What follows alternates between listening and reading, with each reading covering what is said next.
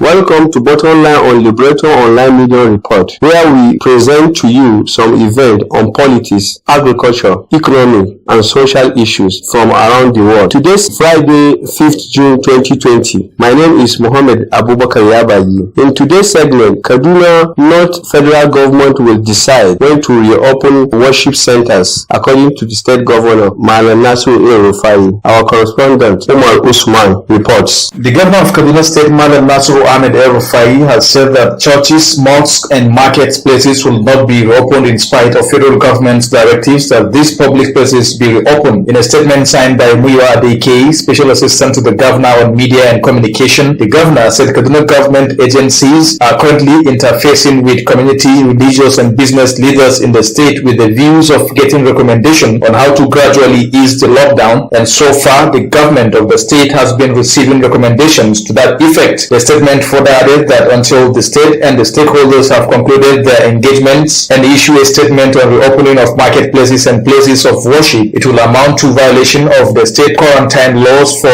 any of these public places to be reopened. It will be a violation of subsisting quarantine orders to reopen any unauthorized facility, market, or places of worship, or to conduct congregational worship of any sort. Places of worship in Kaduna State were not closed by the federal government. The decision to close places of worship in Kaduna State was taken and enforced in March 2020 by the state government as part of the proclamation of the quarantine orders in the state. The statement further clarified that Kaduna State was not among the three states, namely Ogun, Lagos, and Abuja, which had lockdown measures imposed on by the federal government, adding that Kaduna had its own roadmaps for easing of the lockdown imposed by the state. Kaduna State is not one of the three states, and the FCT, where the federal government imposed a lockdown, the steps taken to ease such federally imposed lockdowns in the concerned places should not be construed as the federal government relaxing in all states conditions that it did not impose in the first place. Kaduna State has its own well-articulated roadmap for reopening, and this was published last week as a public document for the views and inputs of the citizens of the state. That is why when it extended the quarantine orders by 2 weeks on 26th May 2020, it also announced steps to ease some of the restrictions. This included increasing lockdown 3 days to 3 and allowing approved businesses and facilities to open on those 3 days, the statement added. The Liberator Online Media Report in Kaduna took into account views of the ordinary people on the streets of Kaduna.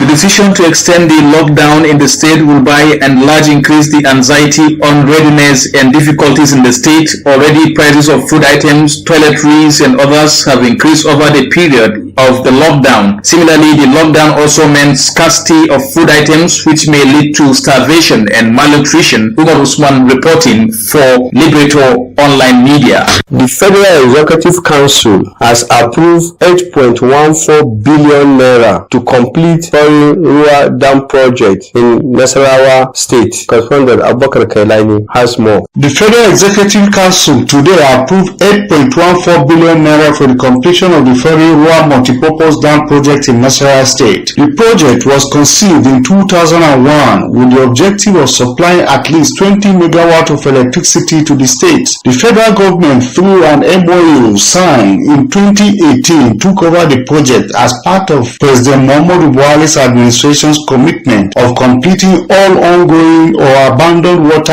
and hydropower projects across the country. This commitment has already yielded the completion of the Dadinkowa and Kashambila hydropower projects and a number of water projects across the country. On sports today, Nigeria Moses Simon Goals awarded the best goal of his 19th club for the sporting update. Abubakar Kailani. Nigerian forward Moses Simon has added another individual award to his cabinet as one of his goals has been awarded the best goal of his clubs. Simon, 24, moved on loan from Spanish side Levante and has since impressed, scoring 9 goals with 8 assists in 30 club matches before the French Ligue 1 was cancelled. Simon's headed goal against Nice was voted as the club's goal of the season, thereby making the goal of the decade list. Simon has now won 2 individual awards in the space of 1 week as he won the club's Golden Boots as the highest goal scorer. The date for the Emirates FA Cup, the oldest club competition in the world, has been released, marking a major return to football activities in England amid the coronavirus pandemic. This is coming after the FA announced the return of football actions in England and the Premier League releasing their first 32 league fixtures. The fixtures will be played behind closed doors as fans will not be allowed into the stadium. The clubs will receive a £350,000 broadcast fee, while prize money for the winning club is pegged at £720,000.